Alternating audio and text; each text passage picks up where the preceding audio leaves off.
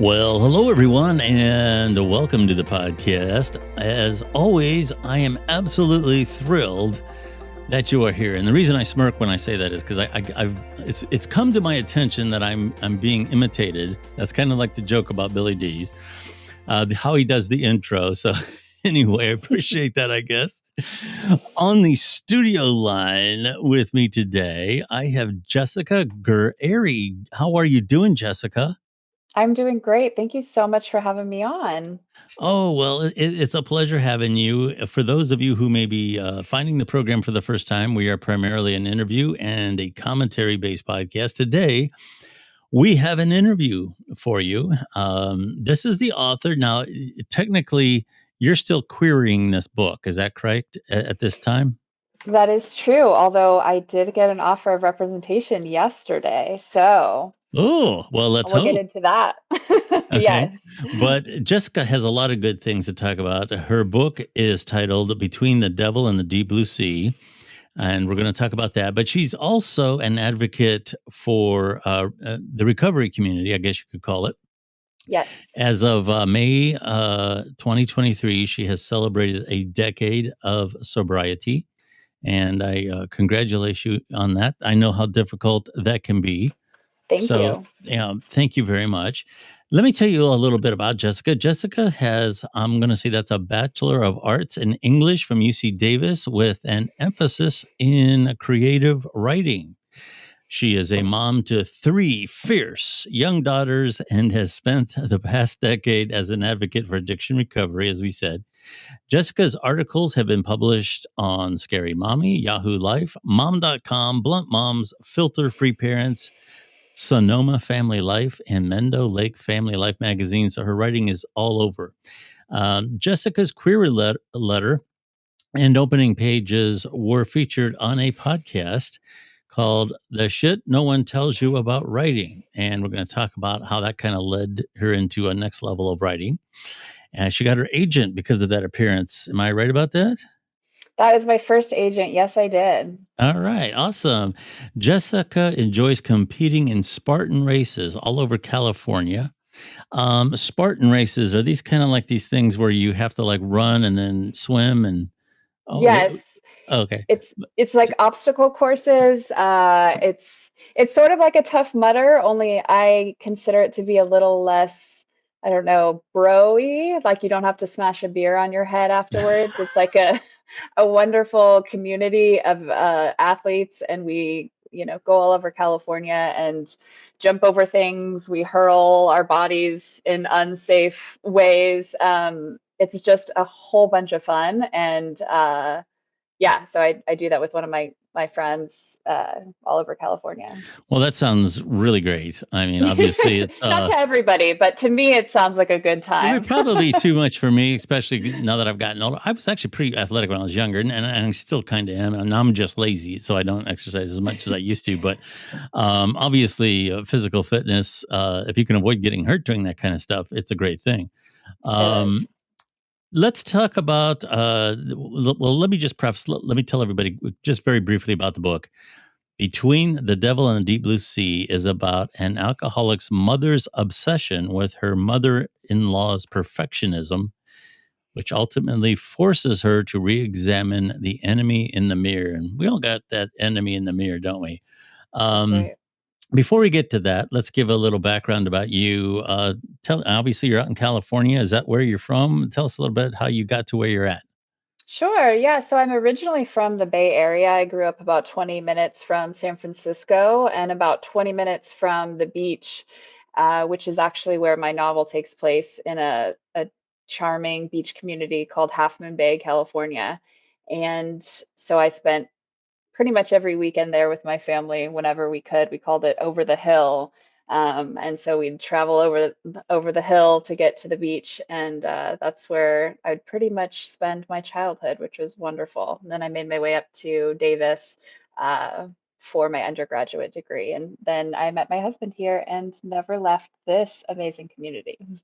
Well, when you talk about it as an amazing community, I take it you're pretty happy in California because there's a lot of talk about the cost of living and the politics out there. Has that impacted you at all? Are you just content where you are? You know, I know there's a lot to be said about California. My heart, I'm a true California girl through and through. Yeah, So I understand the concerns across the board with California. I was recently in San Francisco with one of my friends and noticed sort of the unhoused population sure. and some incredibly sad things happening.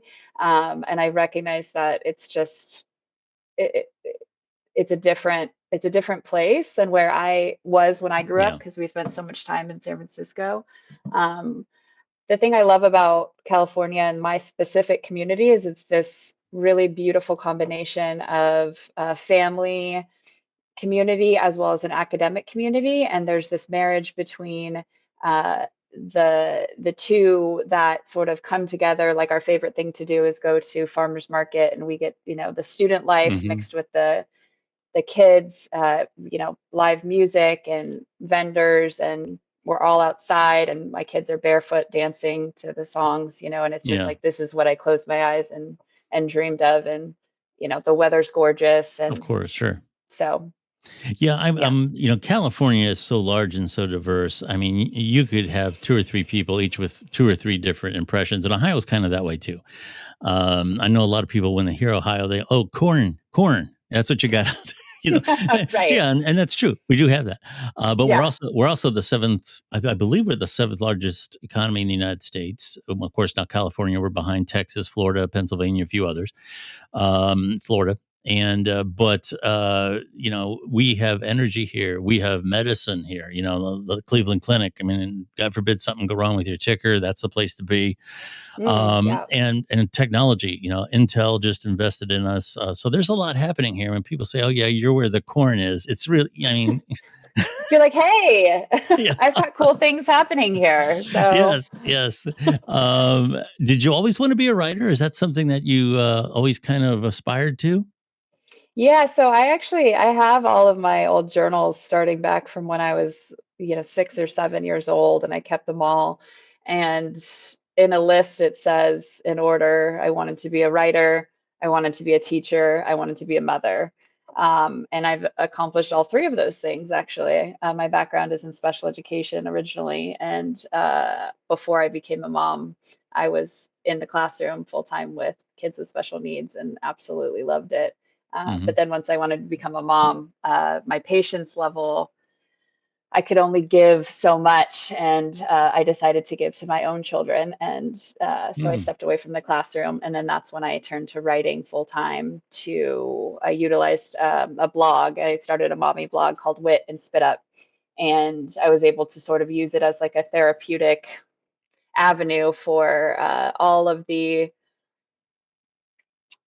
charming, wonderful, horrific, messy things that happen in motherhood.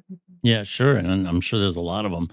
Yes, You talk about let's start with kind of with your recovery. We'll just kind of work this into the conversation because I know it impacted the subject of your book and some other things. sure. I've talked to a lot of people who are in recovery, and sometimes for example, I talked to somebody not too long ago that told me their problem started in college when Hmm. the frat culture, the constant every weekend, come on with us, we're going to party, we're going to, and you're playing all these games and drinking games and everything, and pretty soon, the next thing he knew, he was in trouble. Hmm. I talked to one. I think one of the stories that really fascinates me is I talked to somebody once who was a straight A student, absolutely Hmm. straight A, had perfect attendance going at school. During graduation, he had one drink, Mm. and that was his first real taste of alcohol. He ended up getting thrown out of that party and struggled with alcoholism for the next 30 years. And Hmm. and that is, I mean, that just it was like flipping a switch. So it's better for, Hmm. I mean, it differs from person to person. How did you become acquainted with that lifestyle? Did it creep up on you or did it kind of hit you all at once? Sure. Yeah, I really appreciate that question because I've heard every version of the story you just shared, and it just depends on so many different things. But for me, in my situation, what happened was My mom is a first generation immigrant from Ireland, and so Mhm. I have Irish blood in me through and through, for better or for worse. And so we come from a family of where alcoholism is prolific within our family, and it Mhm. was also never a bad word in the terms of my parents being vocal about what was happening within the family and how people were struggling. And so, that being said, I had a family member who went away to rehab and started being active in the program. And I was a teenager at that point. And I remember thinking, I got called home from a girlfriend's house. I was, 13, and I was so angry that my parents like called me back from my friend's Mhm. house. And I thought in my head, I was like, what could be so important? And they sat us down and they let us know that this family member was in rehab and struggling with alcoholism. And I Mhm. remember thinking in my 13-year-old head, what does this have to do with me? Why am I here? Who cares? Your Mhm. egotistical teenage mind. And then it's so funny because it has everything to do with me. It was the thing that switched on in my brain when I recognized that, oh my gosh, I think I have a problem with alcohol. I can't seem to stop drinking and I want to stop drinking. And so the solution for me was always go into a program, a 12-step program, and there is a solution in that way. And so it was never this like foreign entity that I know a lot of people Mhm. are so baffled by addiction and they don't see it coming. It's not in their family. They are not Yeah. quite sure what to do with it. For me, it was normalized in a very healthy way. Um, and so that's how I came to be familiar with it. Yeah. The next question I often ask is because denial is such a big part of it. When did you hear that inner voice that said, "You know what? I think I have a problem." What happened? Sure. So I like to describe this feeling of otherness. I always felt like I was just on the outside of other people, like looking in and so desperately wanting to be a part of.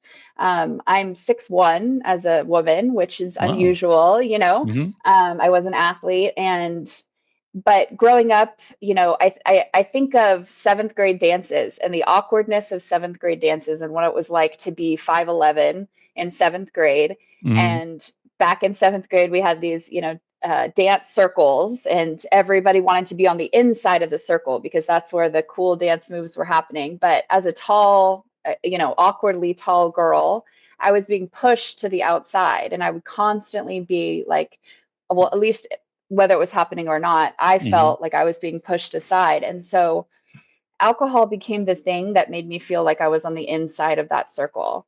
And it made me feel a part of, it made me Okay. feel like I belonged. Sure. And and it didn't matter what was happening. It was my solution to literally whatever it was. Any feeling that I didn't want to feel, any hardship or any good thing, it would elate it to another level for me. And so that is how I knew that it was my go-to. Mhm. Yeah. Yeah. So you realized at some point was there an incident? What made you reach out for help? And I think that's the real question. How did you reach out for help? Sure. Yeah. So, um, my husband is my biggest supporter and cheerleader, and Mhm. I get this question a lot where people reach out within the community and they ask about, what can a partner do. Yeah. And the amazing thing that my husband did was that he never presented me with like threats or ultimatums. Yeah. He simply said to me the truth, which was at the time we were wanting to have children.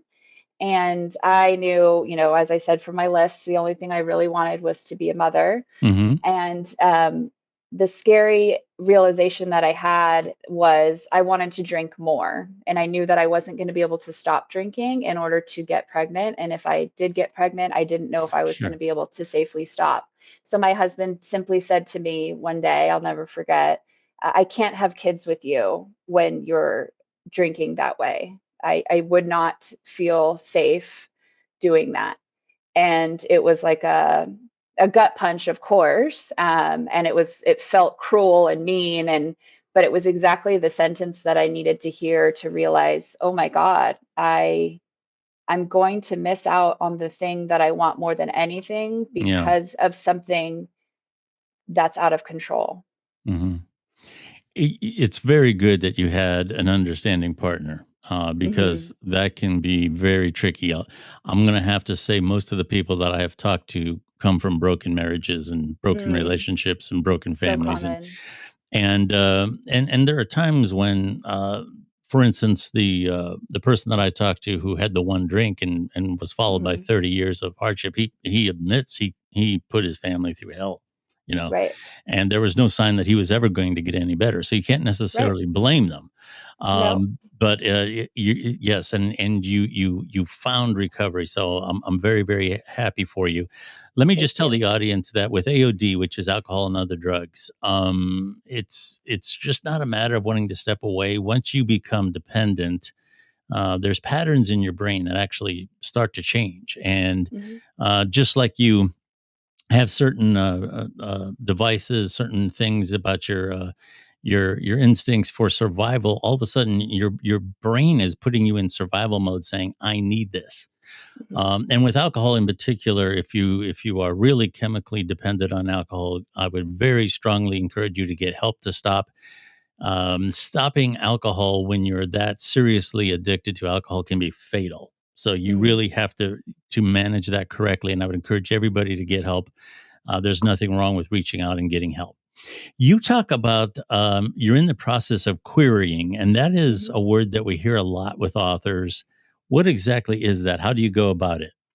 Sure. So it's a very intensive process where you spend so many hours writing what's called a query letter. And it's basically a business letter that is presenting you in a professional capacity of your writing history. And also, you're showcasing your book. You're giving Mhm, the meat and potatoes of what's in there, and hoping to hook an agent, a literary agent, into wanting to read more or mhm, know more about you, know more about the story. And so that is really the main thing that they look at. And it has to be, it's not even a page. Every word counts. I just took a seminar on how to write one. I've reached out to 1,000 different resources to do it. My query letter is chef's kiss at this point. yeah, But it took over a year to really get it right. And the funny thing about it is you can be a tremendous writer. It's like when people say you're like book smart but not test smart, or however it is. It's like, and for me, writing the query wasn't my area of expertise, like writing my synopsis or my, of my, that's not where my brain goes for writing. I don't mhm, enjoy writing in that process, but it's one of those things you just have to do it and get through it. And then ask for help, like reach out to the community. Of the writing community is incredible. yeah, It's like the recovery community. All people want to do is help yeah, one another. They just want to be there for each other. And so it's my favorite thing is like, you'll put something out there and it's like, how can I help you? How can I support you? Because I'm doing this too, or I'm struggling with yeah, this, or I tried this. I have a friend who just messaged me that she wants to start the process, and do it as a nonfiction. And she's like, I will pay you for your time to know how to do this. I just am so lost. And I'm like, I will absolutely do this for you because somebody did it for me. That's how this works. sure. On Twitter, That's right. I've noticed the writing community, like I hear the hashtag, what is it? I am querying and some others. Yeah. Yeah. I'm So, querying. Yes. yeah, there's a real, what is it again? It's The hashtag am querying is a Okay, very M popular querying. Okay. one. Okay. So yeah, I've noticed the writers community on Twitter is very large. So that's Hmm. fantastic. Yeah. Um Rejection is certainly a part of that process. And I'm as a voiceover person, I would have to say most of the things I go for, I know they're looking for a voice like mine, but there are times when, I've been told I'm too rock and roll, I'm too masculine, and you Sure. can't take it personally. There's Right. just too many voices out there, And so how do you manage that? Because a lot of times in a writer's case, you might have put in years of work into this research and everything, and then just be told, "Oh, that's nobody's going to read it. We don't want it." How do you deal with that? Sure. So I liken it to, especially writing a novel or writing just really anything, it's like a part of you. It becomes almost like one of my children. So this is like my fourth Hmm. child that I've created, and the vulnerability of presenting it out to the world, and you're handing it over, or a portion of it or whatever it Sure. is, to an agent. And the rejection, especially in the beginning, it feels like they look at it, they grimace, and they say, "That's an ugly baby," and they hand it right back to you. And it's Hmm. like the same level of heartache, where you're just like, how could you think that something that came from me is horrible? And then you get 10 of them, 20 of them, 30 of them, and Hmm. it just keeps happening, and your skin becomes so incredibly thick because, first of all, having been through addiction recovery, like, I can roll with the punches with the best of them. I have been through some stuff. Yeah. And so somebody telling me this is not for me is a subjective statement.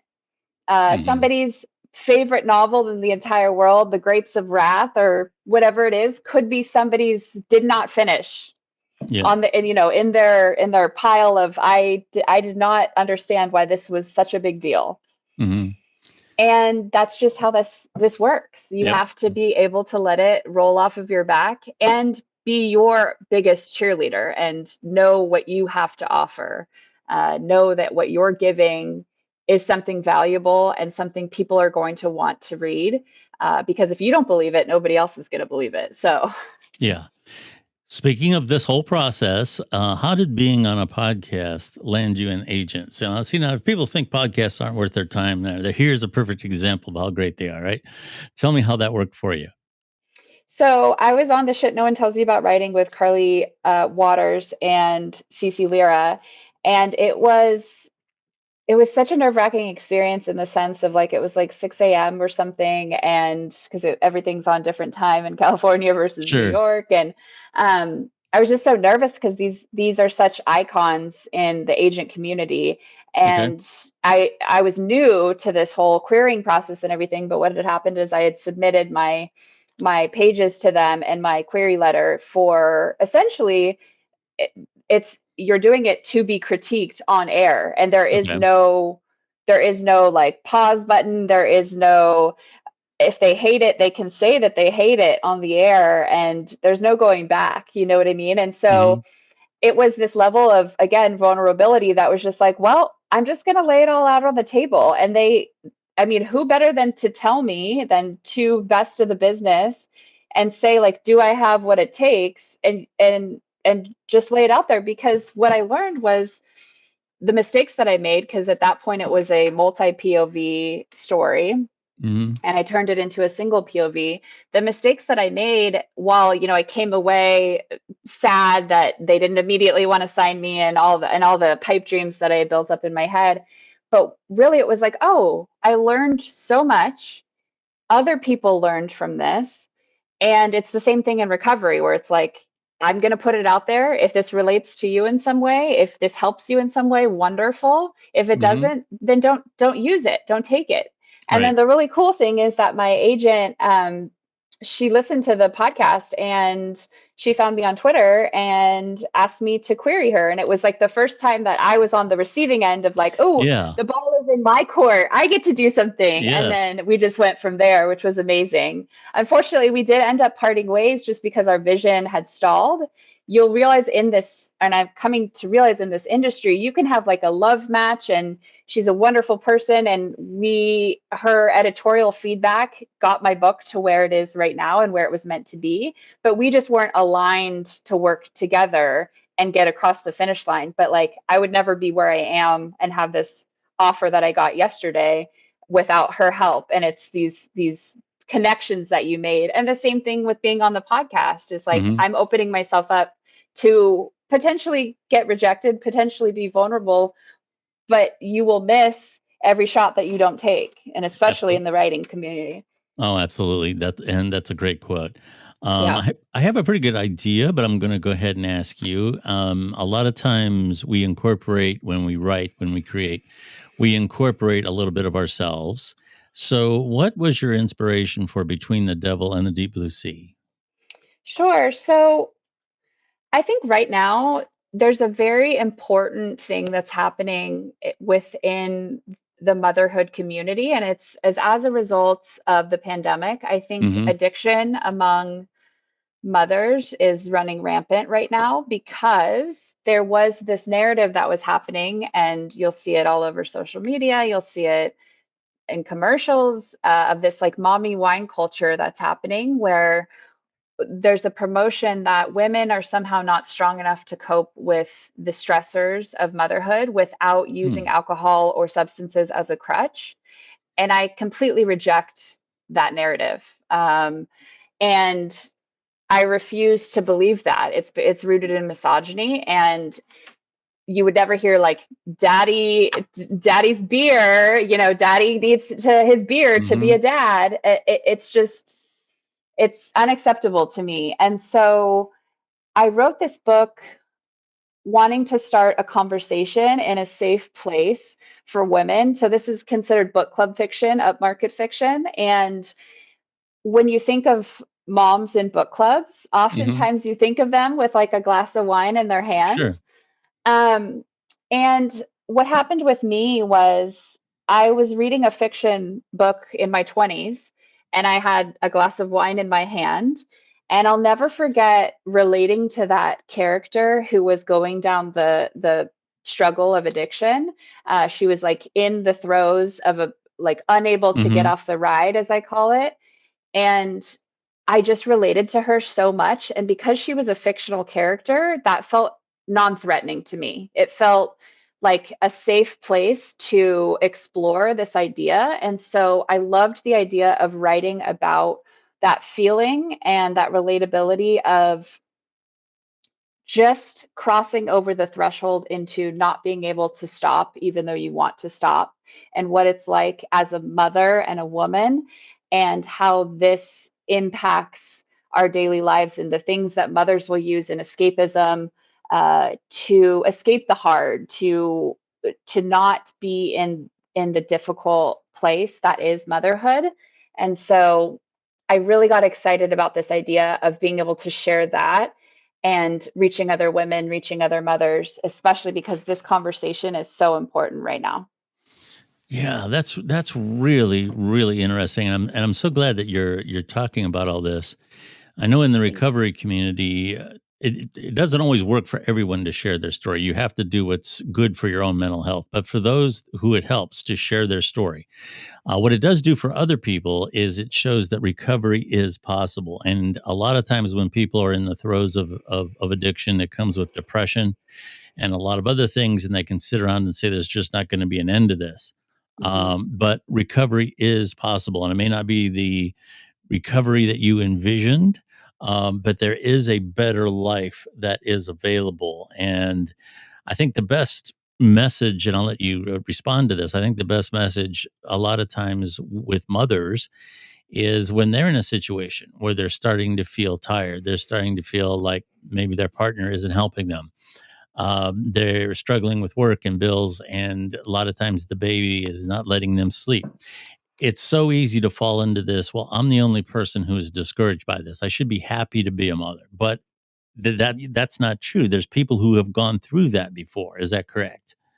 Absolutely. And I know I struggled with postpartum depression, and I didn't realize I was struggling with postpartum depression until I had my second, and I saw my second daughter 16 or 18 months later, and I realized that the feelings, the feelings that I had were not normal in the sense that Mm, the thoughts that I had were dangerous thoughts. And so I actually joined a mother's community called Fit for mhm, Mom, Woodland Davis, and we did exercise, we did book clubs, we did moms' night outs, and we promoted the idea of like community in motherhood.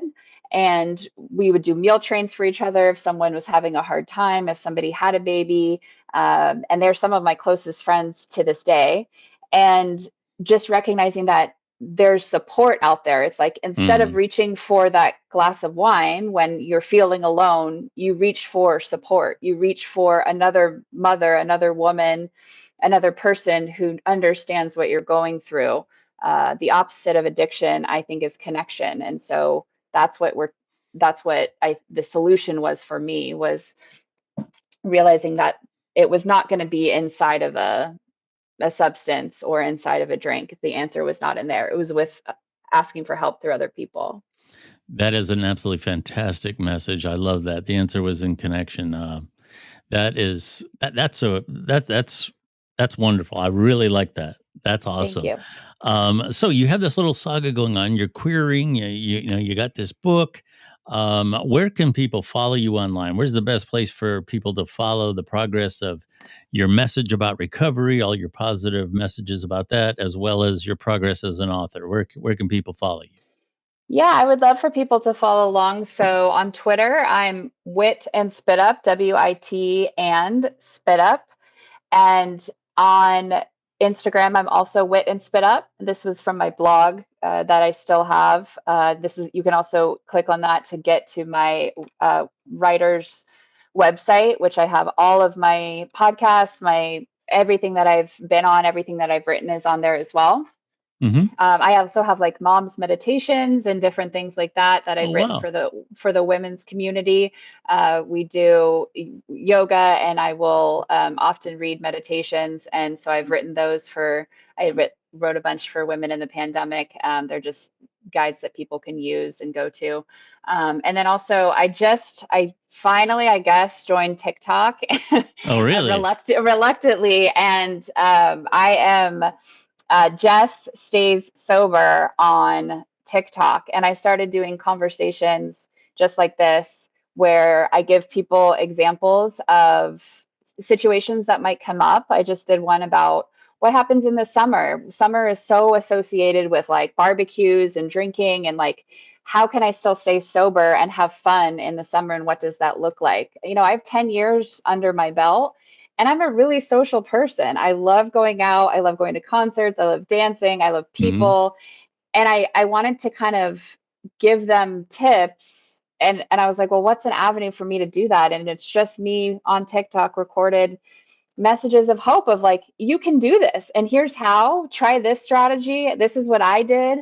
You know, never ever ride with someone, drive yourself so you can leave if you need to. Just these little things that I've learned through other people, either in recovery or just in my own experience. And so, yeah, That's great. I really like the message, and TikTok. You know, you can say a lot about it, but I got to tell you, for creators right now, you know, I'm going to say between the changes that are happening at Twitter and with what's going on with TikTok, I'm not so sure the meta universe. I mean, it's still important. You know, Facebook page is still important for your author page or what have you, but sure.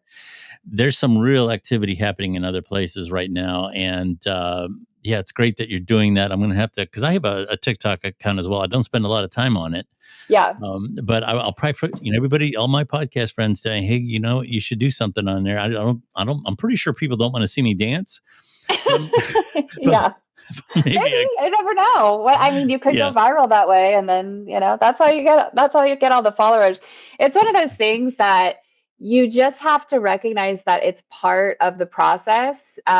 When in being a writer, and like, I don't want to hide behind my book.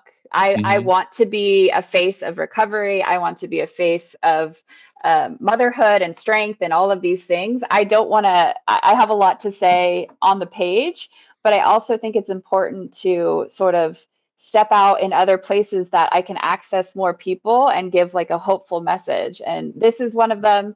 You know, I know we found each other on Twitter, Hmm. and it's only because I made a conscious decision where I was like, yeah, Twitter can be a really toxic, dangerous place sometimes. But when you find the right pockets of communities that are there to support one another, it's actually a really beautiful Sure. place, and really good things can happen there. And a lot of amazing things have transpired as a result of just putting it out there. That's fantastic. For those of you who are listening, if you want to follow me on Twitter, you can do that. I'm at Billy D's. That's kind of the screen name that I use for just about everything. I don't get too fancy with a bunch of different screen names that people can't follow. I use the same one for everyone. You can follow me on Twitter. You just have to be nice. That's what I always say. Sometimes That's they are, right. sometimes they're not. That's right. Or you just get blocked, if Yeah. it's And you know what? Sometimes the naysayers can help drive your analytics. It's especially true on TikTok. Yeah. So yeah, if haters are gonna help me, come on and hate. I'm Billy D's on TikTok as well. I'm being facetious, of course. right.